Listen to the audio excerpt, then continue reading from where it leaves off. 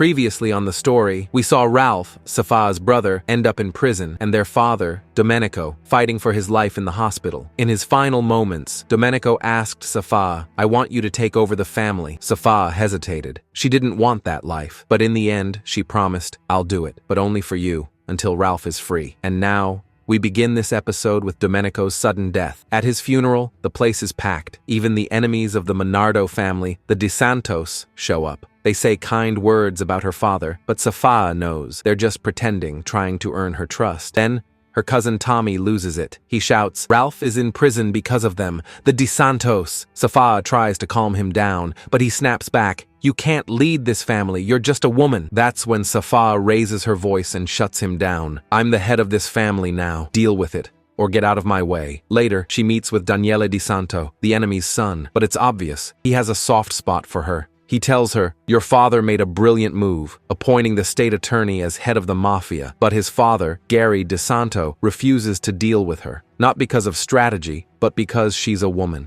At the same time, things at the office get tense. Laura, her co-worker, is burning with jealousy. She's convinced Safaa is stealing Jeremy from her and tries to push Safaa out of the job, but Safaa doesn't flinch. She leans in and warns her, "If you're so scared of me, maybe you should start showing some respect." And just when things couldn't get worse, Gary Di Santo sets a trap. His men beat Ralph inside prison. Safaa is devastated, but she doesn't sit still. She digs through classified files, looking for anything she can use, and finds it, a dirty secret. Gary Di Santo has a mistress named Marilyn, who also happens to be an informant working with the prosecutors. Safaa uses it like a true boss. She calls Gary and says, "Want your money? Talk to me, or I'll let your wife know who Marilyn really is." He takes the bait and agrees to meet her, alone, in the forest. What he doesn't know is that Jeremy is following Safaa, suspicious of her every move. Now, Safaa stands at a crossroads. Does she play it strong and start a war, or play it smart and outmaneuver everyone? Her heart is torn between her brother locked away, her father gone, and the heavy crown she never asked for. Imagine this: Safaa, a state attorney, the daughter of a mafia boss, caught in a storm of family, betrayal, and war, trying to save her brother,